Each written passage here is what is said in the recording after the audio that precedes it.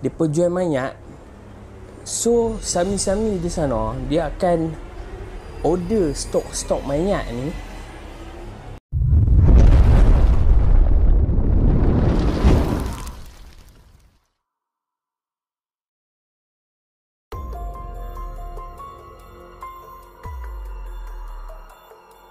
Assalamualaikum dan salam sejahtera. Bersama aku lagi Long JR dalam channel Amfayat.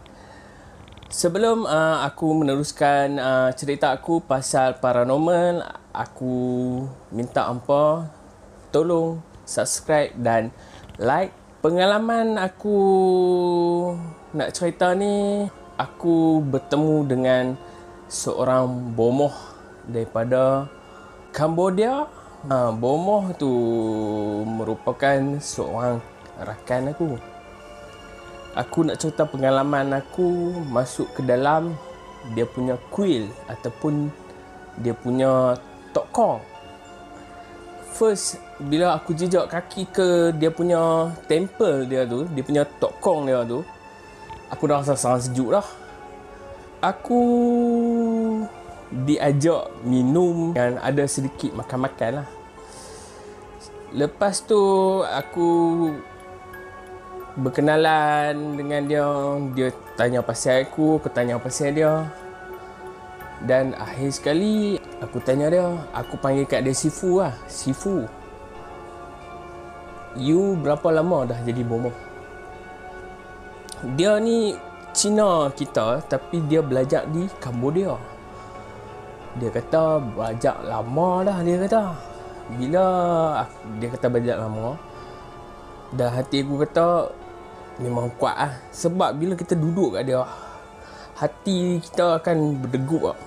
Kalau hampa mengamalkan ayat-ayat Quran apa, okey lah. Tapi kalau macam dengan aku ni, tak berapa nak kuat sangat. So aku dengan lemah semangat aku ni, aku duduk dengan dia. Lepas tu kami pun bersembang. Dipendekkan cerita, aku tanya dia macam mana dia boleh belajar. Dia duduk dengan bomoh di Cambodia ni. Dia duduk dengan Sami waktu dia umur 8 tahun.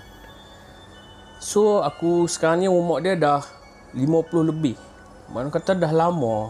Pengalaman dia lah sepanjang pembelajaran dia untuk jadi Sami dan jadi bomoh. Dia kata bomoh Siam ni tak kuat lagi, dia kata. Biasa. Sebab dia kata bomoh Siam ni, siang depa jadi Sami, malam depa minum. Tapi ajaran Khmer ni di Cambodia ni, depa memang betul-betul punya. Ajaran depa ni tak boleh minum arak, tak boleh ada perempuan, kena makan benda yang tidak berdarah. Dan aku tanya dia macam mana nak jadi bomoh Cambodia ni. Dia kata dia bertapa dengan mayat. Okey, di hospital Cambodia ni depa jual mayat, apa tahu? Depa jual mayat. So sami-sami di sana dia akan order stok-stok mayat ni untuk yang mana anak murid yang nak jadi bomoh ni, depa akan beli dan akan serah dekat anak murid tu. Dan depa akan bertapa dengan mayat tu.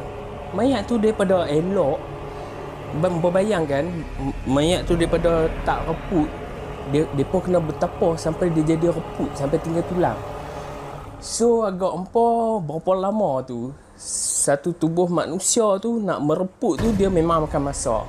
Aku tanya dia, dia kata busuk ya amat lah. Dia kata cabang ilmu hitam yang paling top lah. Kalau hampa kena ni, aku tak tahu lah. Memang teruk lah kalau kena.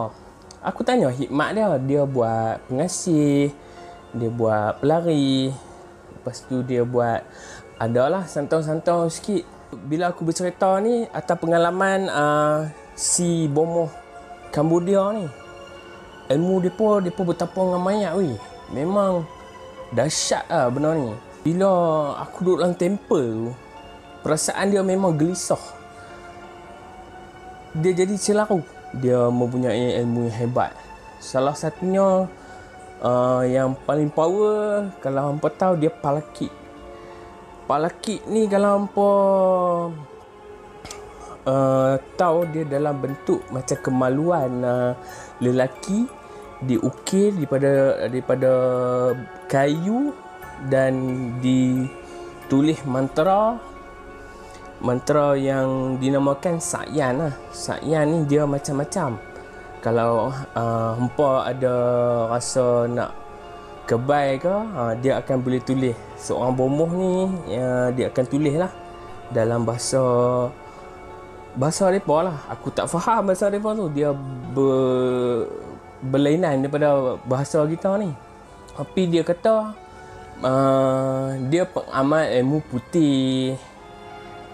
Dia ada dua bangsa bomoh ni. Dia ada dua. Satu yang putih, satu hitam. Dalam daerah di Cambodia tu. So dia kata dia belajar ilmu putih. Tapi kalau ikut ajaran Islam kita, memang tak boleh lah benda tu. So pendapat orang ramai, benda ni bersalah. Jadi bagi aku benda ni, ilmu Allah Ta'ala luas. Kalau hampa minat cerita aku, hampa boleh like dan hampa boleh subscribe.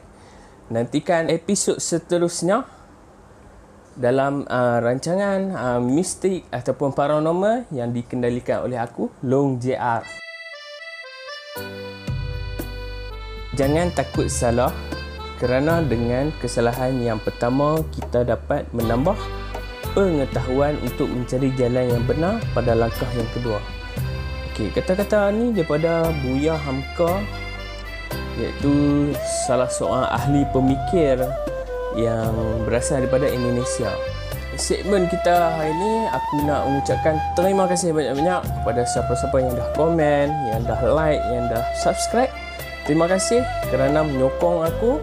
InsyaAllah kalau hampa menyokong aku akan bercerita lagi benda-benda yang mistik dan menarik. Assalamualaikum warahmatullahi dan salam sejahtera.